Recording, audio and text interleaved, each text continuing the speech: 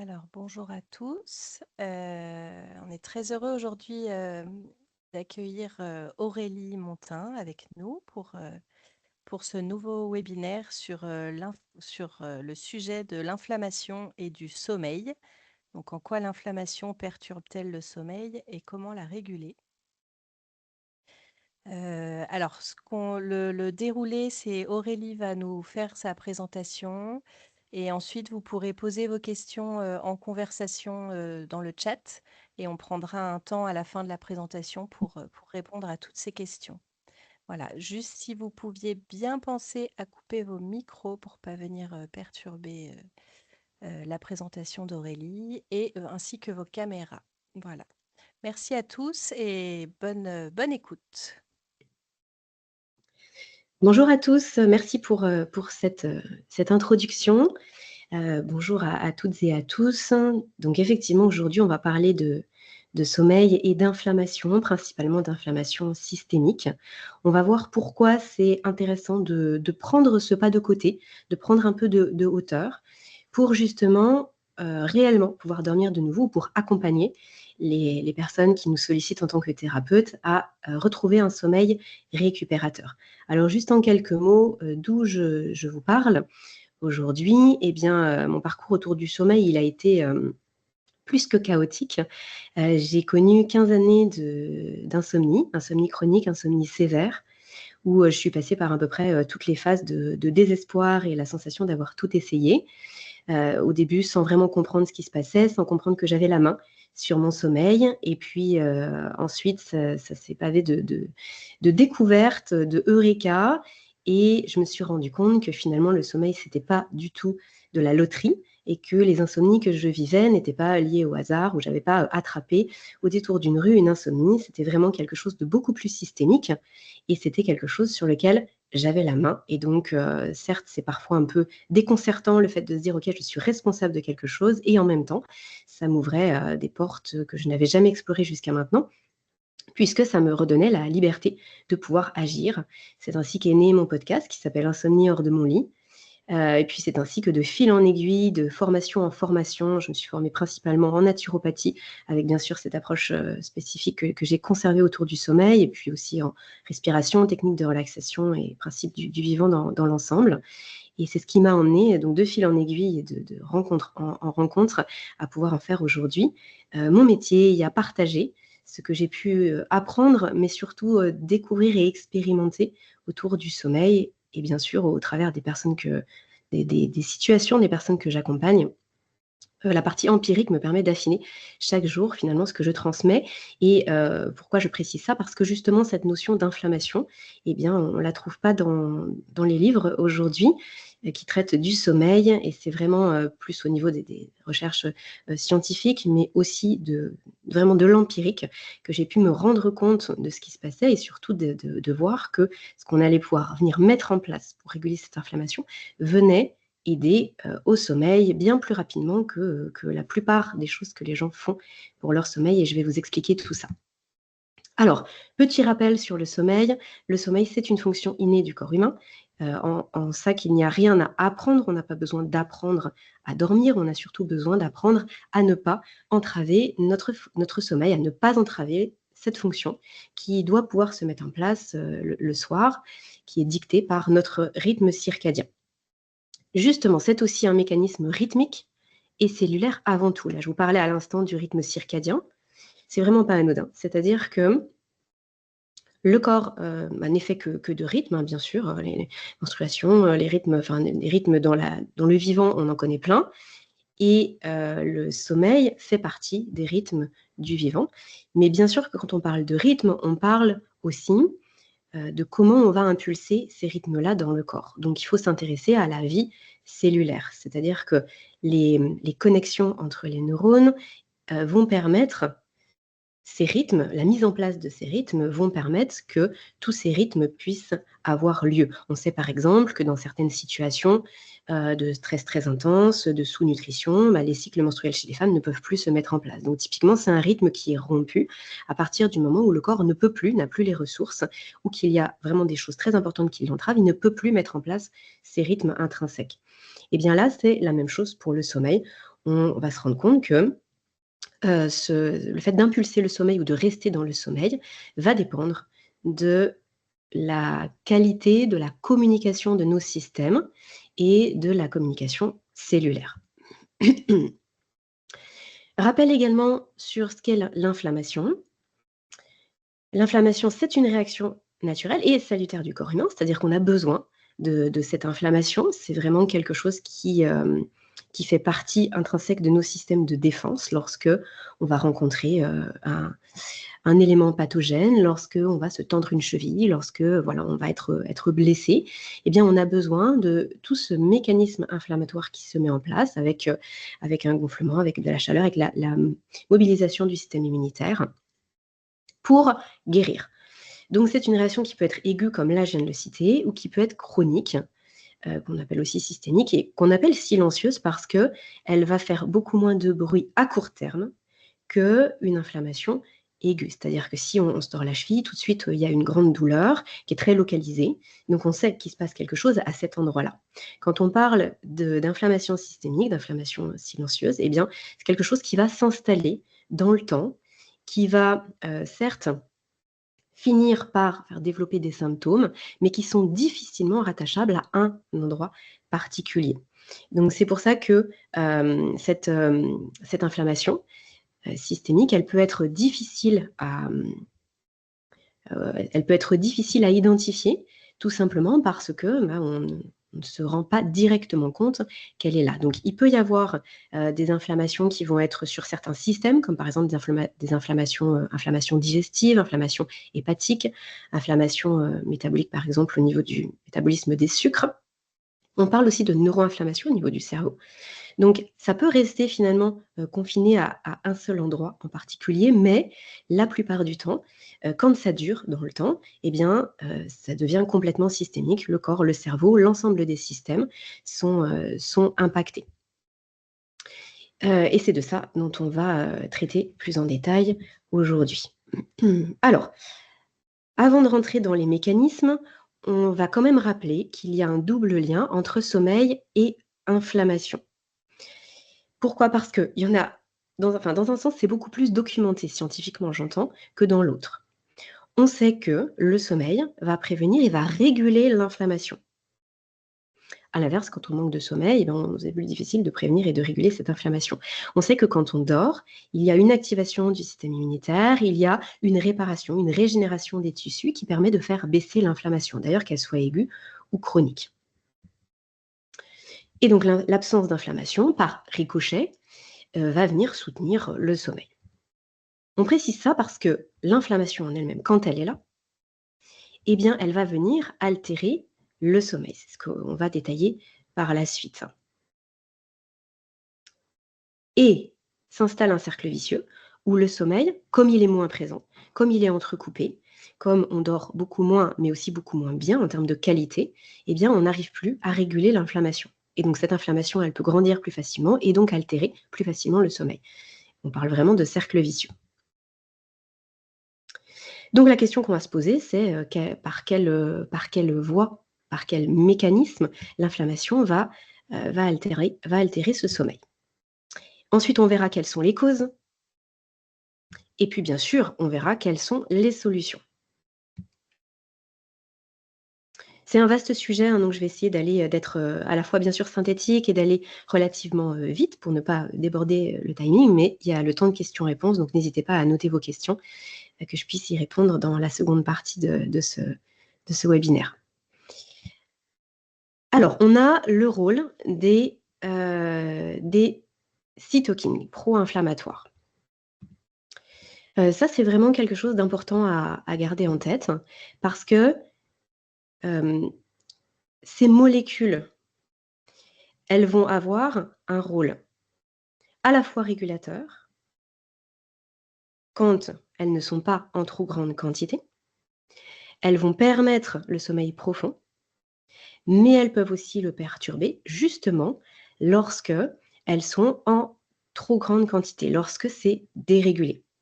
Donc là, j'ai parlé des interleukines et du TNF-alpha qui sont impliqués dans la régulation du sommeil profond. et qui, en excès, vont perturber cette synchronisation circadienne. Donc là, vous voyez, on revient à ce que je disais en préambule, c'est-à-dire que ces molécules qui circulent dans le corps, dans le cerveau, eh bien, empêchent les cellules au niveau du cerveau, donc nos neurones, de pouvoir impulser correctement tous les mécanismes liés au rythme circadien. Elles vont entretenir une fatigue qui parfois est confondue avec de la somnolence. C'est pour ça que je le précise ici, parce que parfois on peut juste avoir la sensation de somnoler, d'être un peu patraque. En réalité, ça vient d'un terrain inflammatoire qui est important. Et puis, ces molécules inflammatoires, pro-inflammatoires, vont agir aussi sur la microglie, c'est-à-dire ce qui vient nourrir, mais aussi réparer les cellules cérébrales, donc les neurones. En fait, cette microglie, elle est chargée de surveiller et de réparer et de nettoyer, notamment pendant le sommeil, les neurones.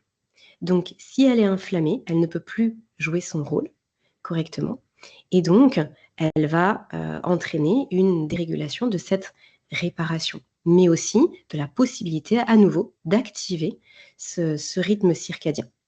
Et puis, à partir du moment où cette microglie elle est en moins bon état, eh bien, il va y avoir une altération de la barrière hémato-encéphalique qui va aussi induire différents problèmes par ricochet, hein, là vraiment c'est par effet boule de neige, puisqu'il y a d'autres molécules qui peuvent être neurotoxiques, qui vont pouvoir rentrer au niveau du cerveau, alors que normalement il est censé être protégé.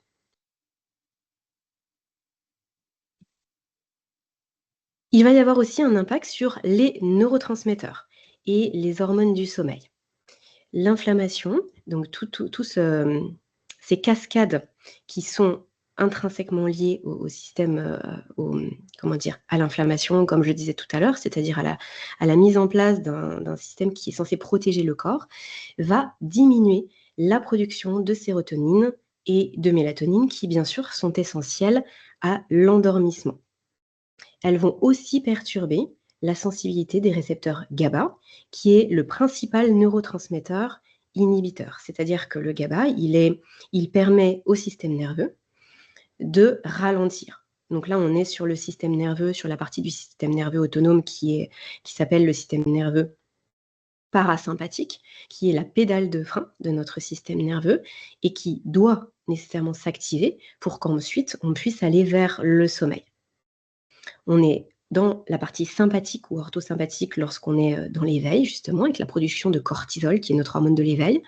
Et quand on arrive en fin de journée, c'est nécessaire que ce système sympathique, ce système nerveux sympathique, puisse justement ralentir. Et ça, c'est grâce au système nerveux parasympathique et principalement au GABA.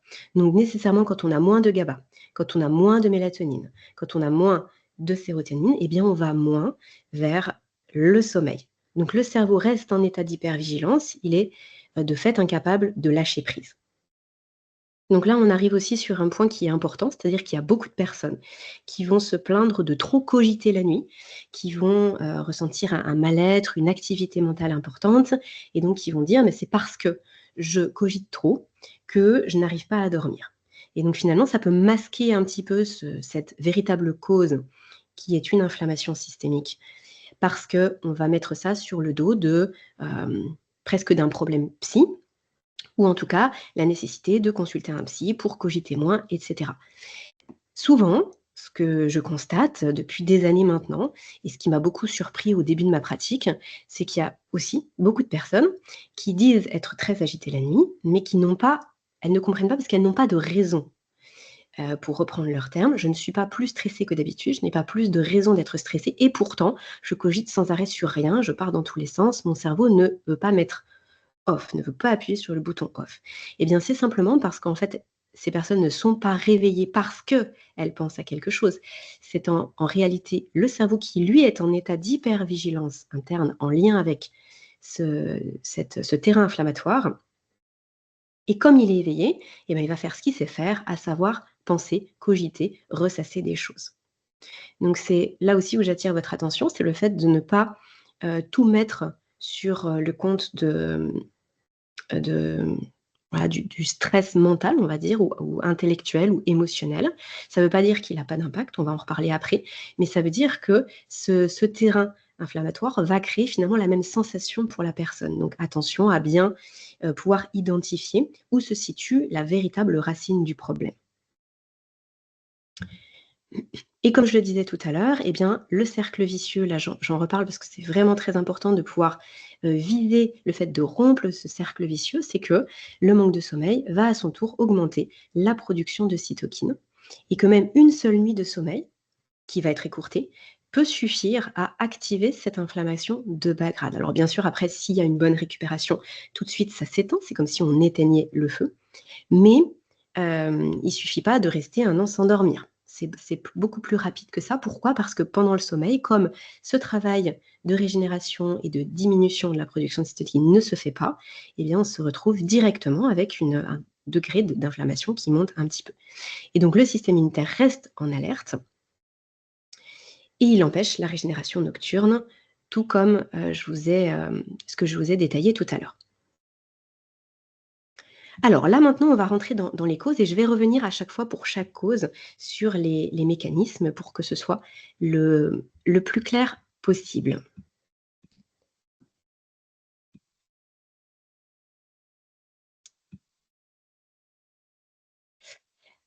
Alors la première chose, ça va être la désynchronisation du rythme circadien. Donc ça, c'est une des causes majeures qu'on voit chez les personnes qui souffrent de troubles du sommeil. C'est-à-dire que les besoins directs du corps ne sont pas respectés et donc on ne peut pas mettre en place le rythme circadien, impulser ce rythme comme on le devrait, ce qui va en lui-même créer de l'inflammation. Ça veut dire quoi? Ça veut dire que si les horaires des repas sont complètement, anarchiques, ou si on dîne vraiment trop tard, si on mange la nuit, si on a des interactions sociales, en plein milieu de la nuit. Principalement, donc le signal principal, ça va être la lumière. Donc si on est sur les écrans le soir ou si on est exposé à une lumière vive le soir et puis qu'à l'inverse, on ne prend pas du tout la lumière naturelle en journée. Si on a une activité, mentale, si on travaille, en soi jusque très tard le soir, et bien tout ça, ça vient désynchroniser le rythme circadien. Ça veut dire qu'on va pas pouvoir impulser, donc inhiber la production de cortisol au bon moment et donc désinhiber la production de mélatonine dont on a besoin la nuit. La mélatonine, c'est une hormone qui est, profondément antioxydante et donc qui va aussi agir bien sûr sur, ce terrain inflammatoire. Donc ça, c'est la première chose. L'alimentation pro-inflammatoire, évidemment que ça vient alimenter l'inflammation, c'est donné dans son nom. Alors, qu'est-ce qu'on appelle par alimentation pro-inflammatoire? On va avoir, tout ce qui va être les sucres raffinés, mais de façon plus large, les aliments ultra transformés. Pourquoi? Parce qu'ils vont être surchauffés, ils vont être déstructurés, il va y avoir un ratio entre les oméga 3 et les oméga 6 qui ne vont pas être, optimales pour notre corps humain. Il va y avoir beaucoup trop d'oméga 6, puis beaucoup trop d'acides gras, transformés et donc ça, c'est profondément pro-inflammatoire. Ça veut dire que ça va venir mettre le feu, abîmer notre corps jusque dans son fonctionnement cellulaire. Il va y avoir aussi, bien évidemment, les activités qui vont par eux-mêmes, les aliments pardon, qui vont par eux-mêmes, surstimuler l'activité du système immunitaire et là, je pense bien sûr aux hypersensibilités alimentaires. Hypersensibilités alimentaires qui vont faire, rentrer en cascade le système immunitaire et qui vont engendrer une inflammation et là, une inflammation, systémique comme, le docteur Liners l'explique, très très régulièrement sur ses différentes interventions, pardon, eh bien, on va se retrouver avec, parfois des symptômes qui peuvent, sembler très, très éloignés même du système digestif en lui-même parce que, ça va agir sur, certaines parties du corps ou de façon complètement systémique et c'est le cas pour le sommeil.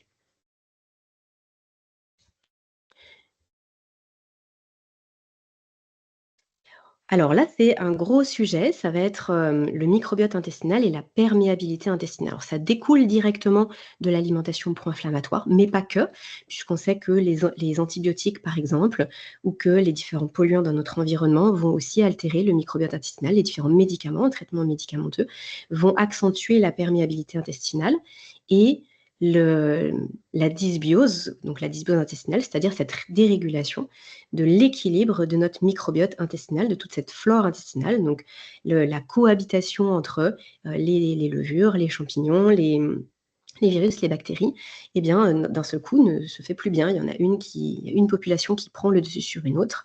Et ça vient entraîner en cascade également des problèmes très significatifs, puisqu'il y a certaines choses qui sont spécifiquement produites dans les intestins, et je pense notamment à certains acides gras à chaîne courte, mais je pense aussi à la sérotonine, donc 70 de la sérotonine et aussi du GABA. Alors, le pourcentage reste encore, bien sûr à débattre, mais en tout cas, on sait que c'est beaucoup plus que la moitié, que ce soit sérotonine ou GABA, vont être produits au niveau du microbiote. Alors même si on en produit aussi au niveau cérébral, eh bien, il y a quand même, notamment via le nerf vague, un impact très, très significatif de cette absence de, sérotonine et de GABA au niveau intestinal. Alors absence pas forcément complète, mais en tout cas insuffisance.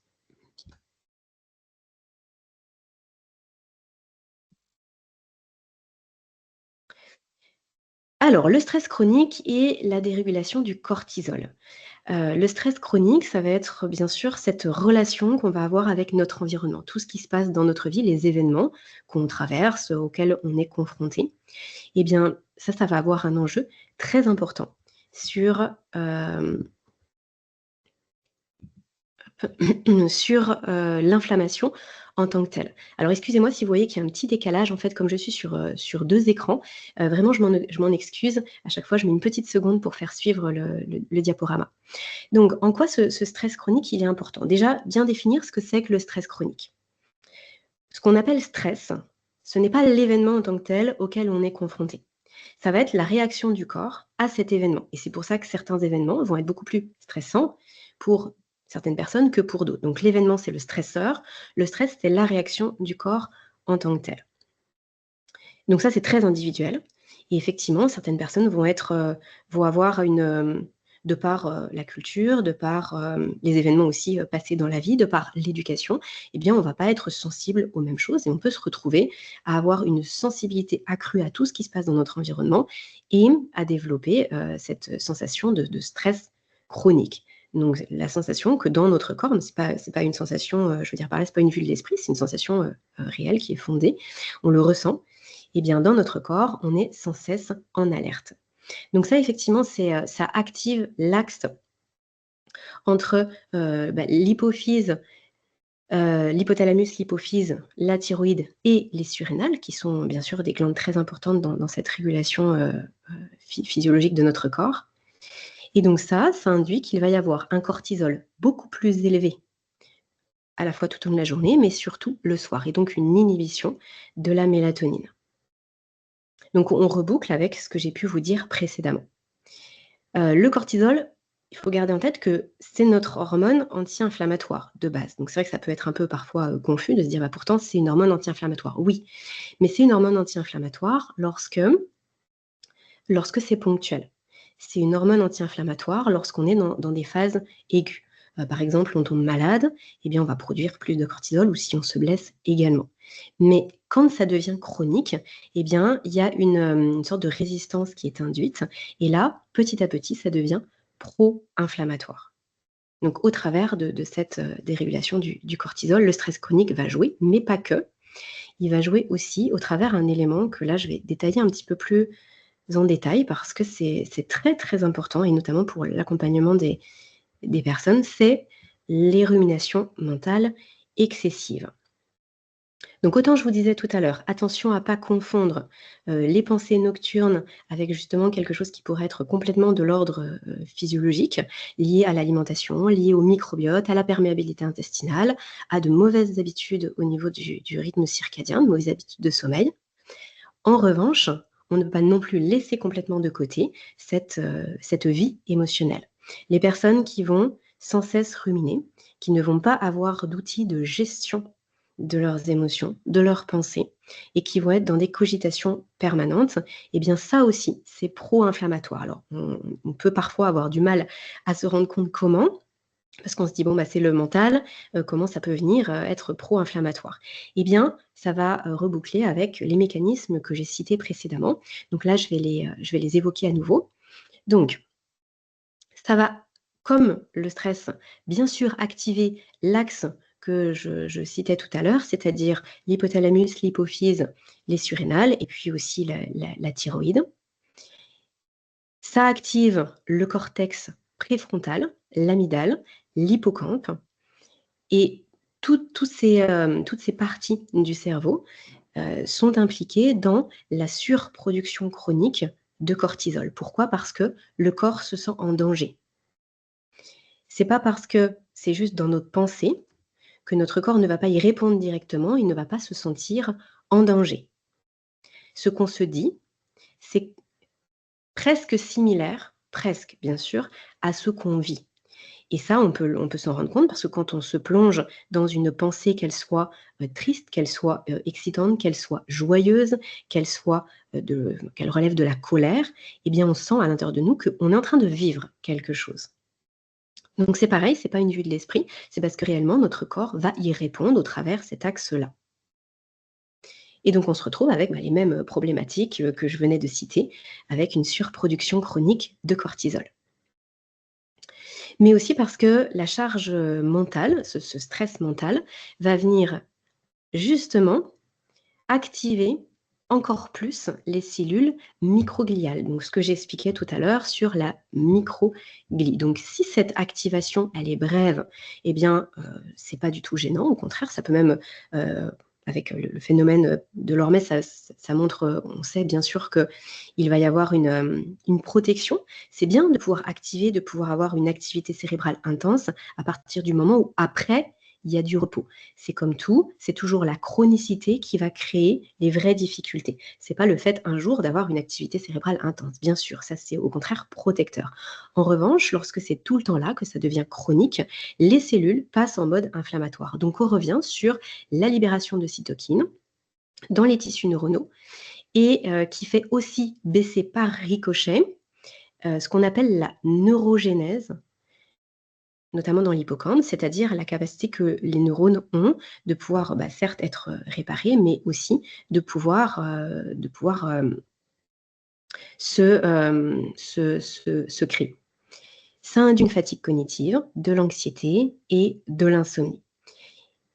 Et puis aussi parce que, comme je l'indiquais tout à l'heure, il va y avoir une altération de la voie du tryptophane et donc une moins grande production de sérotonine et donc de mélatonine. Pour rappel, j'ai oublié de le signaler tout à l'heure, c'est que le tryptophane, c'est vraiment la brique de base pour ensuite pouvoir créer, synthétiser de la sérotonine qui elle-même sera utilisée. Donc elle est utilisée en tant que telle, la sérotonine, hein, bien sûr, pour, le bien-être, c'est vraiment l'hormone du bonheur, du bien-être quotidien et cette hormone va aussi être utilisée pour synthétiser de la mélatonine. Donc ça veut dire que sans tryptophane, bah, déjà on peut être dépressif et en plus de ça, on peut être insomniaque. Donc effectivement, si cette voie de transformation et d'utilisation du tryptophane est altérée par tous ces processus inflammatoires, eh bien on comprend pourquoi on va se retrouver avec, des pathologies diverses et variées derrière. Je le disais aussi, il y a moins de GABA, donc tout ce que j'ai pu dire au niveau finalement, intestinal, au niveau du système digestif, c'est vrai aussi au niveau du cerveau, donc moins de sérotonine, moins de GABA.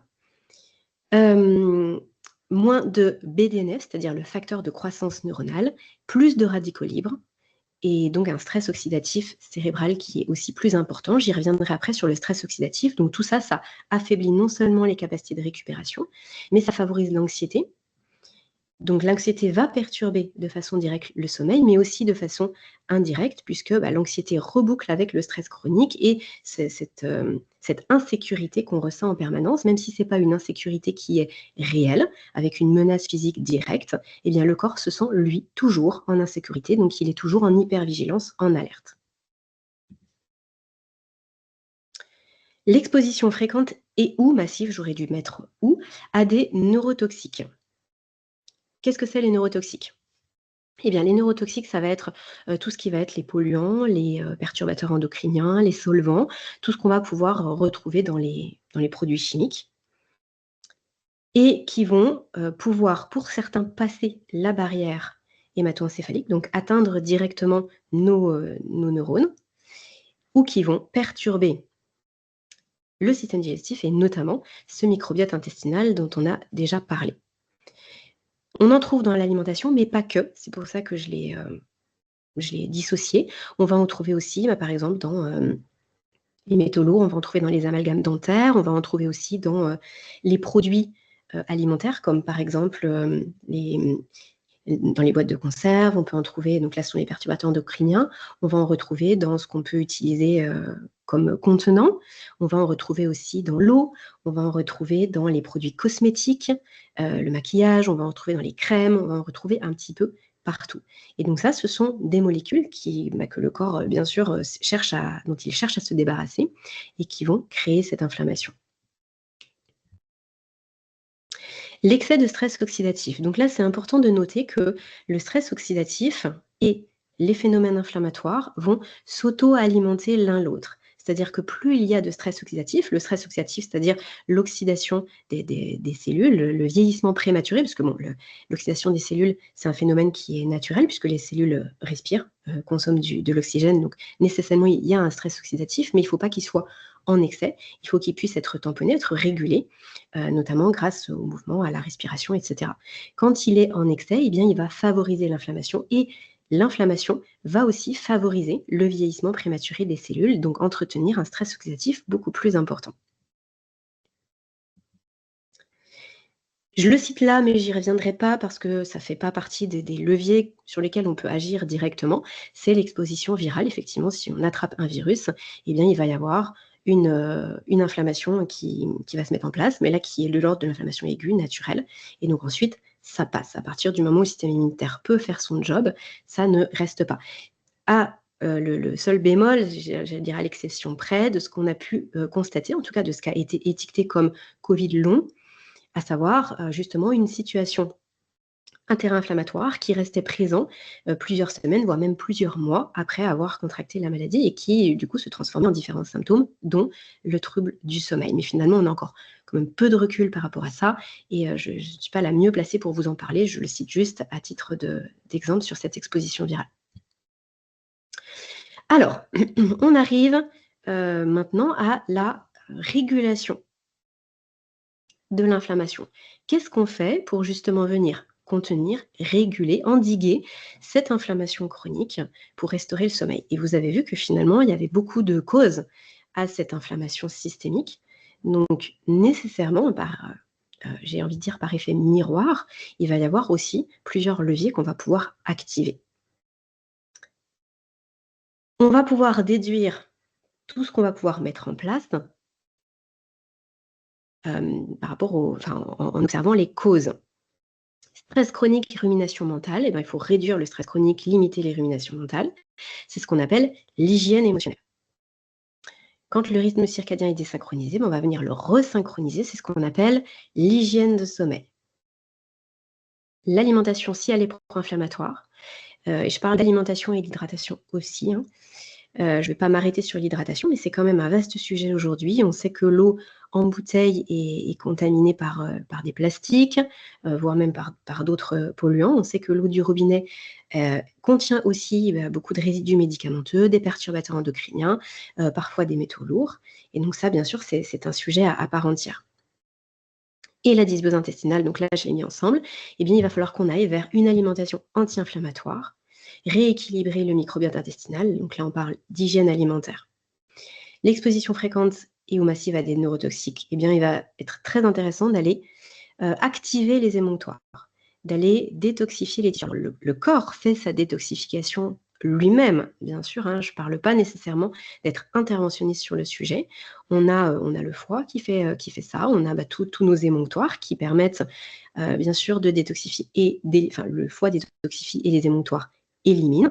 Les émonctoires, pour rappel, ce sont, bien sûr la peau, les poumons, les reins et les intestins et parfois dans certains courants naturopathiques, on parle du foie aussi en tant qu'émonctoire puisque, il va permettre ce nettoyage et puis de relarguer des choses dans les intestins. Mais par contre, oui, la détoxification, très importante de garder en tête qu'elle se fait principalement la nuit et donc là, on peut être aussi dans ce fameux cercle vicieux, c'est-à-dire que moins on a de sommeil, moins on peut détoxifier et plus on va être sujet à des troubles du sommeil. Stress oxydatif, eh bien, les 2 principaux éléments qui vont pouvoir, permettre de le limiter, ça va être le mouvement et la respiration.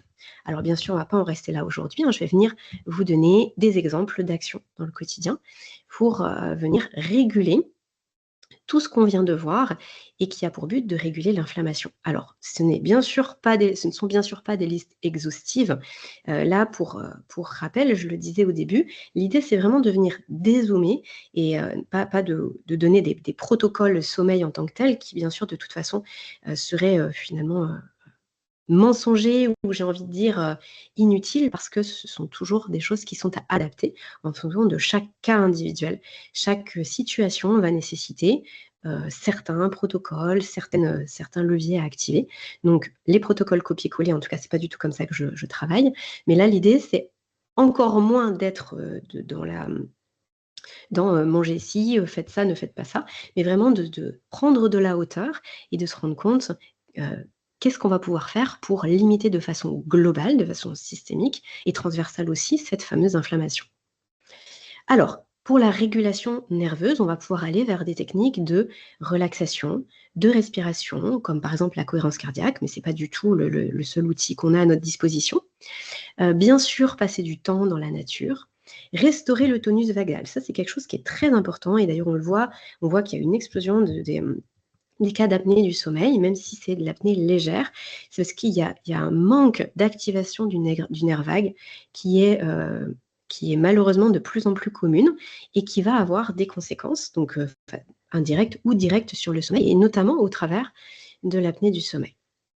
Mais aussi parce que le nerf vague, il va venir, moduler, donc il travaille dans les 2 sens, hein, à la fois, dans un sens afférent et efférent, donc du cerveau vers les intestins, mais il transmet les informations des intestins vers le cerveau aussi et donc il y a une modulation du système immunitaire grâce au nerf vague et donc une réduction de l'inflammation ou pas, ou justement une, un manque de régulation de cette inflammation.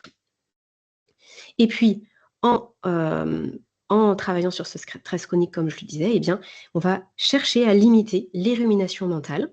Ces ruminations mentales qui peuvent être régulées grâce à, du travail, thérapeutique, hein, bien sûr, alors en sophrologie, en psychologie, en art-thérapie, avec du yoga. Il y a beaucoup de choses pour venir, prendre de la distance, la méditation aussi, bien sûr, prendre la distance par rapport à ses propres pensées pour éviter qu'elles soient trop redondantes.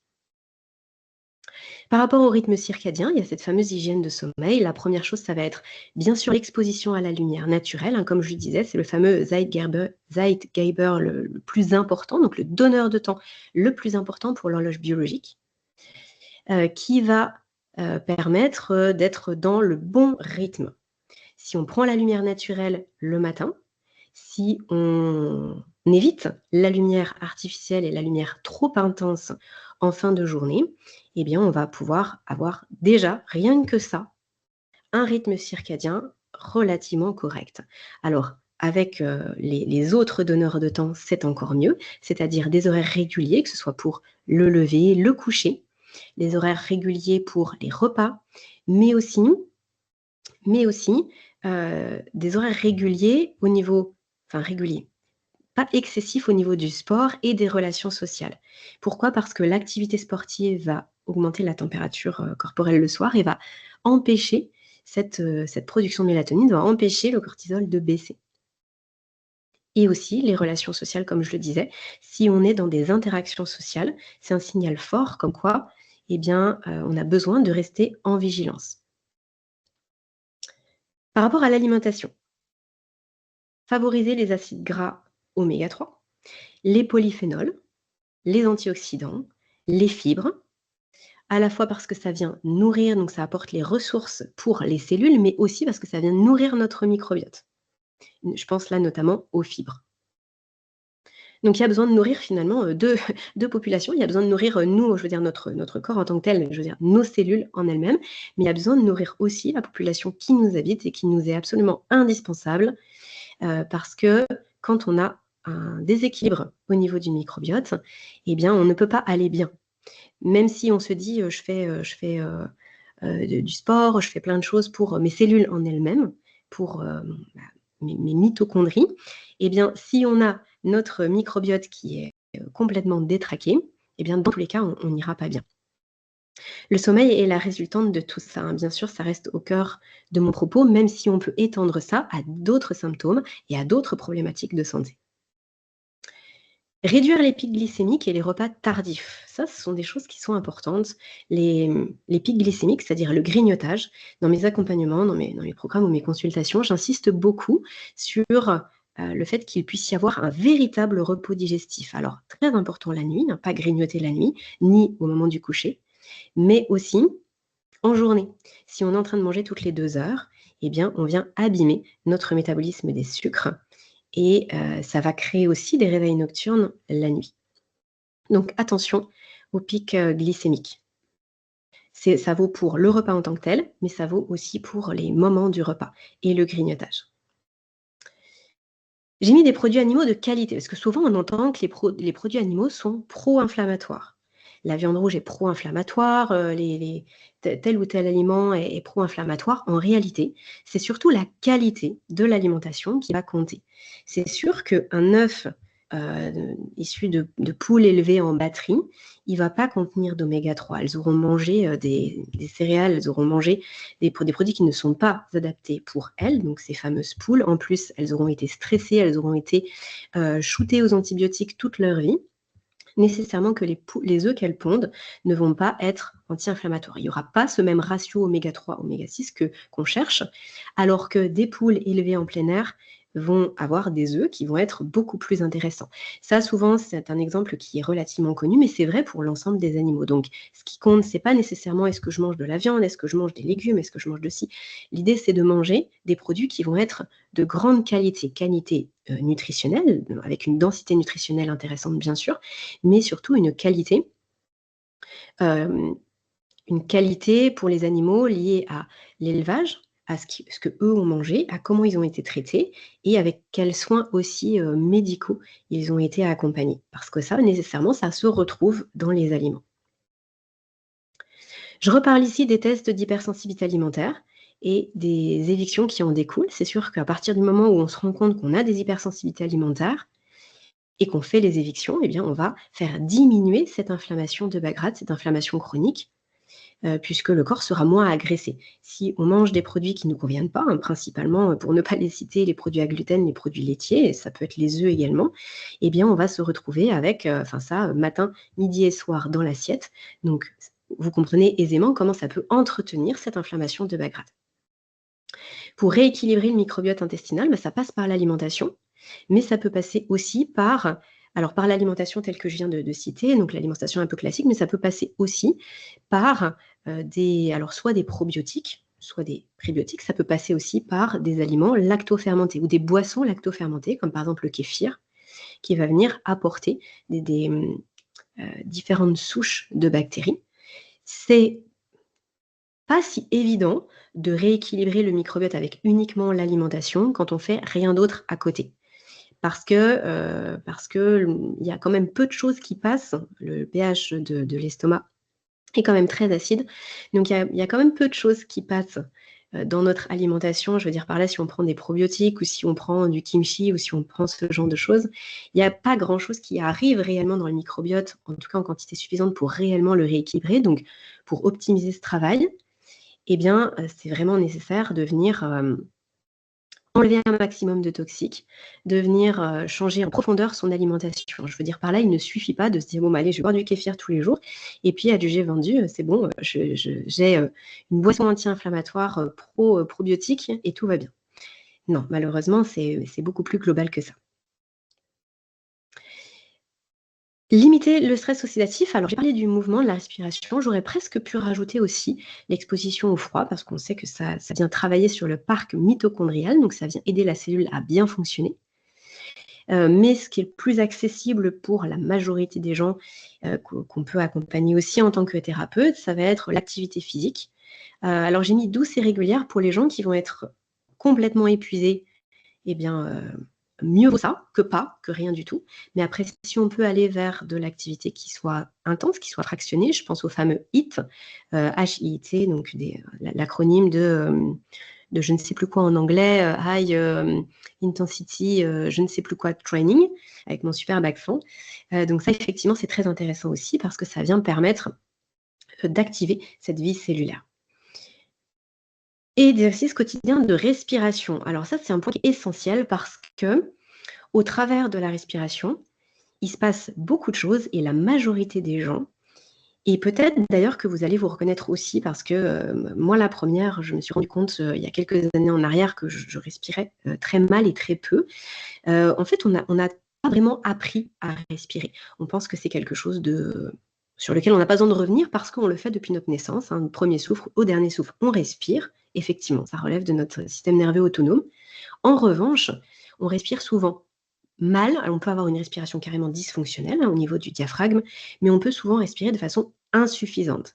Donc, on n'utilise pas notre cage thoracique à son plein potentiel. On va avoir une semi-inspiration, une semi-expiration. Et donc, on n'utilise pas suffisamment cet émonctoire poumon pour venir nous libérer à la fois de toxines et puis à la fois pour venir réguler le pH, réguler le stress oxydatif et donc réguler l'inflammation. Donc ça vaut le coup d'aller vers des techniques de respiration spécifiques parce que là en plus, comme vous voyez, quand on est assis comme moi là en train de vous parler, eh bien, on peut avoir les épaules un petit peu courbées, on n'est pas comme en plein extérieur en train de faire un footing avec la cage thoracique vraiment très libre. Et donc, c'est nécessaire de prendre un temps pour ça. On ne peut pas compter sur notre respiration du quotidien.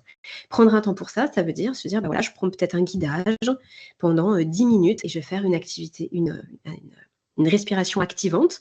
Donc, par exemple, le Kapalabhati, le Bhastrika, ces techniques de respiration qui vont vraiment permettre de chercher loin, d'aller vraiment travailler cette expiration, cette inspiration, mais surtout les rétentions pendant lesquelles il y a ce mouvement respiratoire qui est très, très intéressant et qui permet d'augmenter ses capacités respiratoires. Ce n'est pas dans l'inspiration ou dans l'expiration qu'on augmente ses capacités respiratoires, c'est vraiment dans cette rétention et ce travail qui se fait pendant la rétention.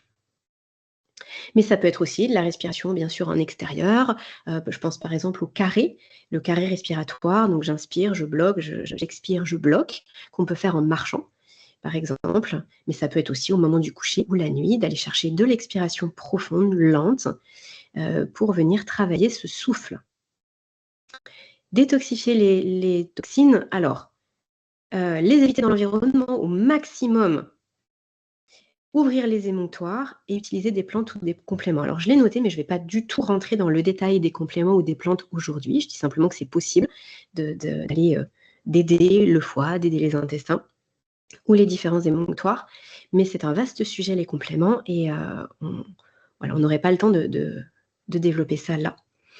Les éviter dans l'environnement, c'est important parce que souvent on se dit, je vais essayer de m'en débarrasser. Mais avant d'essayer de s'en débarrasser, de se débarrasser des toxines qu'on a en nous, auxquelles on a pu être exposé par le passé, l'idée c'est déjà de faire beaucoup de tri dans notre quotidien. Parce que ça ne sert à rien de faire un travail monstrueux de détox ou quoi que ce soit si finalement on en amène toujours autant. Le corps est juste fatigué. Donc on fait attention à ce qu'on mange, c'est juste un récap, à ce qu'on boit. On fait attention à l'air qu'on respire aussi. Il existe des purificateurs d'air pour les intérieurs, donc on peut aussi travailler là-dessus. On peut passer du temps en extérieur où l'air est moins pollué, dans les parcs, en forêt, dans la nature. Mais aussi, et là je le rappelle à nouveau, dans tous les produits cosmétiques, dans les produits ménagers, dans les produits alimentaires, les contenants alimentaires, ça peut être, selon moi, la première chose à faire, finalement, une des choses les plus faciles.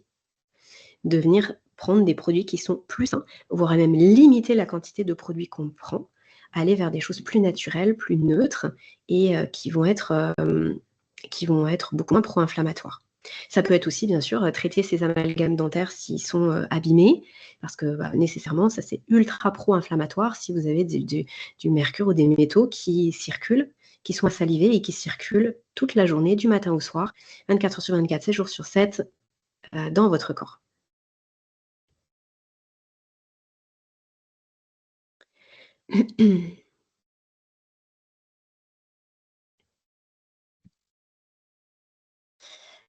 Alors,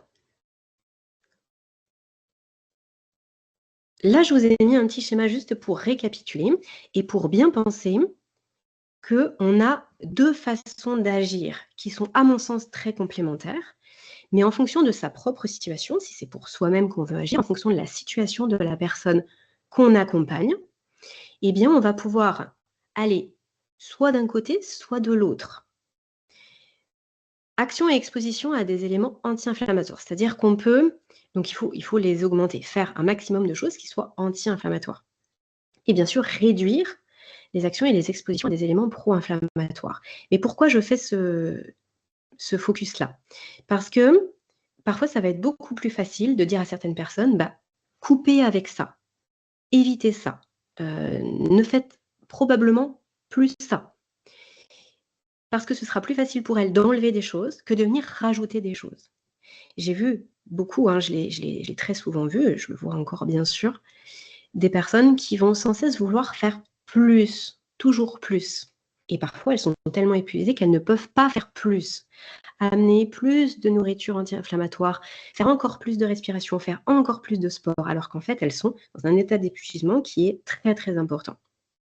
Donc là, l'idée, ça va être plutôt de faire moins. Donc ça revient à ce que je vous disais juste avant, le fait de, réduire les choses plutôt que de rajouter encore des choses positives, réduire le négatif. Et puis pour d'autres personnes qui vont, avoir du mal enfin, pour des personnes justement qui vont essayer d'enlever un maximum de choses et qui vont se retrouver à plus rien faire du tout dans leur quotidien. Elles vont réduire l'alimentation, elles vont plus savoir quoi manger, elles vont enlever toutes les hypersensibilités alimentaires, elles vont se déprimer avec la nourriture, elles vont enlever, finalement tout ce qui faisait un petit peu la base de leur quotidien précédemment et elles vont se retrouver complètement déprimées. Donc là, l'idée, c'est peut-être de leur dire: «Bah, faites moins d'efforts sur le fait d'enlever, mais par contre, allez plus vers le fait de rajouter des choses qui vont vous aider». Donc peut-être faites du sport, faites plus d'exercices de respiration. Voilà, donc vous voyez, on a les 2 axes sur lesquels on peut jouer. Si on peut jouer sur les 2 pour la même personne, bah, tant mieux, mais parfois, on va voir qu'on peut aller plus vers l'un ou vers l'autre. Et aussi, ce qui est très important, c'est que tous les leviers que je vous ai cités, ils sont importants à mettre en place à des degrés différents. On va mettre le curseur, comme je vous le disais, on va nous-mêmes choisir le curseur pour nous-mêmes, on va aider les autres à choisir le curseur, même si ça paraît loin du sommeil. Et c'est vraiment tout l'enjeu de mon propos aujourd'hui. C'est-à-dire que, pour certaines personnes, leur dire de respirer alors qu'elles ont, leur dire de respirer ou d'aller faire, 1/2 heure de sport alors qu'elles souffrent de troubles du sommeil, ça peut paraître, complètement, je vais même utiliser le mot, stupide. Elles vont nous regarder avec des grands yeux en disant: «Mais d'où ça sort?» De faire attention au grignotage par exemple ou de faire attention à, tel, produit industriel et cetera. Donc même si ça paraît loin du sommeil, c'est important de pouvoir raccrocher les bouts ensemble et de se dire qu'on ne cherche pas directement le sommeil lorsqu'on veut traiter le sommeil. Les leviers d'action, tout ce qu'on a pu citer, c'est déjà pour réduire l'inflammation et en réduisant l'inflammation, le sommeil va pouvoir advenir. Parce que si on cherche directement sur le sommeil, ça veut dire quoi? Ça veut dire qu'on va prendre, allez, des compléments alimentaires, ou de la mélatonine ou des plantes, de la valériane. Ça, on sait très bien que de toute façon, ça ne fonctionne pas en travail de fond. Ça va aider une personne qui a des troubles du sommeil passagers pendant une semaine, mais pour des vrais troubles du sommeil, ça ne fonctionne pas. Ou alors, on prend des somnifères. Mais on comprend, et je vais presque clôturer là-dessus, on comprend à quel point et pourquoi les somnifères ne fonctionnent pas. Parce que les somnifères, ils viennent, presser sur les récepteurs GABA, ils viennent presser le système nerveux pour dire, «Stop, voilà, c'est un sédatif», mais ça ne joue en rien sur l'inflammation et c'est pour ça que quand on enlève les somnifères, l'inflammation systémique, elle est toujours là. Elle est même renforcée puisque les somnifères sont des médicaments, donc ils vont nécessiter un travail hépatique qui va être encore plus important. Ils vont, à venir avec leur dose de toxines, mais aussi, voilà, d'effets secondaires, bien sûr et donc ça, alimente le cercle vicieux plutôt que de résoudre les problèmes. Alors, j'ai beaucoup parlé d'inflammation aujourd'hui, mais j'ai aussi évoqué le stress oxydatif, la régulation du pH. Ce sont bien sûr des éléments qui qui sont ensemble. C'est-à-dire qu'on ne peut pas parler d'inflammation sans parler de stress oxydatif, sans parler du pH du corps. Tout ça s'alimente les uns les autres, mais on va dire qu'en travaillant sur l'inflammation, ça apporte suffisamment de résultats et suffisamment de résultats rapides sur le sommeil pour qu'ensuite chaque personne qui fait ce travail-là puisse déjà retrouver de la vitalité, retrouver un sommeil qui soit réparateur, pour ensuite travailler sur les autres aspects. Je vous remercie de votre attention jusqu'ici et bien sûr, avec grand plaisir pour répondre à vos questions. Merci beaucoup Aurélie pour cette présentation.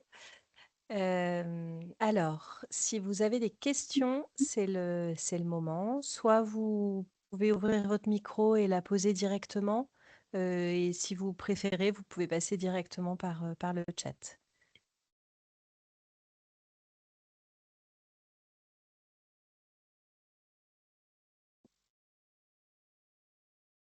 Questions, pas de questions?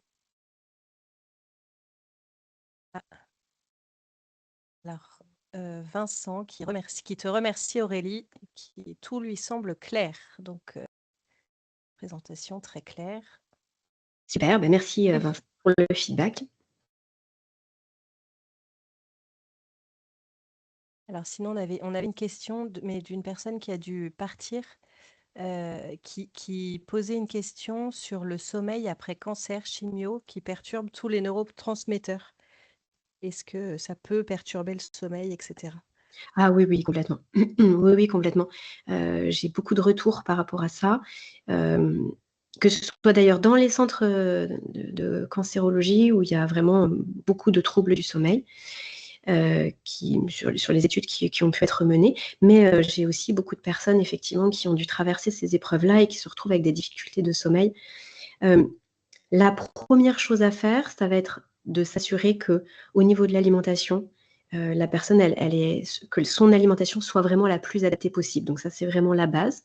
Lui soit le plus adapté. Hein, encore une fois, c'est pas une alimentation identique pour chaque personne. Donc parfois, ça nécessite de creuser un petit peu, parfois d'être accompagné aussi, de faire bien attention, bien sûr, aux hypersensibilités alimentaires.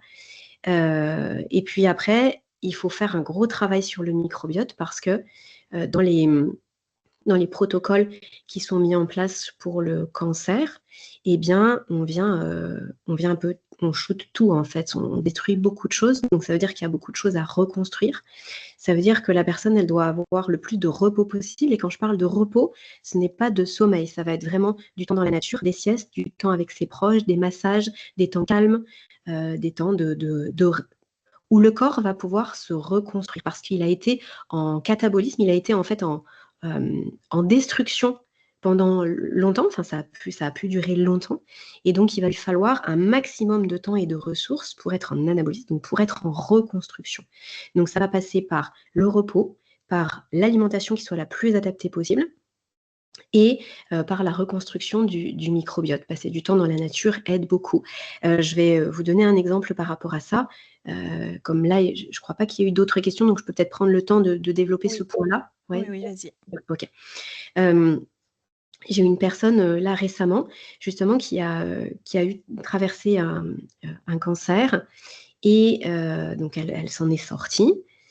Et là, elle venait me voir 2 ans après parce que son sommeil était difficile, restait difficile. Et donc en fait, elle avait mis en place une certaine alimentation pendant toute sa chimo, pendant tout le protocole qu'elle suivait pour son cancer. Ça lui avait été conseillé par une naturopathe. Elle avait senti que ça lui avait fait du bien, donc elle avait notamment enlevé les produits à gluten, les produits laitiers, presque complètement, puis elle faisait attention au sucre. Et sauf qu'après avoir été guérie du cancer, et bien finalement, elle s'est dit que c'était bon en fait, que ça suffisait. Donc en fait, elle a repris ces habitudes-là. Donc elle a réintégré beaucoup de produits à gluten, beaucoup de fromage, beaucoup de produits laitiers et pas mal de grignotages, notamment sucrés. Et donc là, elle vient me voir pour son sommeil. Donc finalement, la première chose que je lui ai proposée, ça a été de retrouver l'alimentation qui en plus lui avait permis de s'en sortir, d'aller mieux. Alors il n'y avait pas que ça, bien sûr, hein, le protocole qu'elle avait suivi également. Mais ce que je veux dire par là, c'est que parfois, on cherche des choses très complexes, très compliquées, en se disant parce que j'ai eu une épreuve complexes et compliquées, et bien nécessairement ce qui va me permettre de m'en sortir, c'est pour mon sommeil notamment, ça va être des choses complexes et compliquées. En réalité, la plupart du temps et je suis, ramenée à ce constat-là, presque tous les jours, c'est le retour à la simplicité, le retour au basique.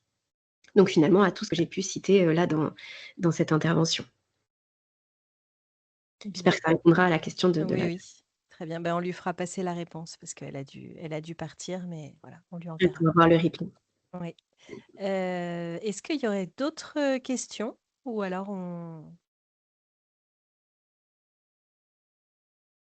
je je pense que c'est tout bon, Aurélie. Merci Bah, beaucoup. super. Merci pour l'invitation, pour la proposition d'intervenir, auprès de votre communauté, Camille Merci à et toi. Pénélope. C'était un plaisir de partager sur ce sujet-là et de faire des liens qui aujourd'hui sont, peu faits, voire pas du tout faits autour du sommeil. Donc c'est toujours un plaisir de creuser un petit peu, puis de prendre de la hauteur par rapport à ce qu'on peut, dire dans la simple hygiène de sommeil, bien sûr. Ouais, tout à fait. Merci à toi et puis, eh ben, merci à tout le monde. On vous envoie le replay, au plus vite et puis n'hésitez pas si vous avez d'autres questions qui vous viennent au fil du temps à nous faire un petit message. Oui, c'est Merci vrai que beaucoup. je Oui, peux peut-être juste conclure, en ce qui me concerne, Camille, c'est que je oui, regarderai les commentaires. Donc si effectivement certaines personnes ont des questions qui émergent par la suite et les posent dans les commentaires, je me ferai un plaisir d'y répondre. oui, parfait. Merci à tout le monde et bon après-midi à tous. Au revoir.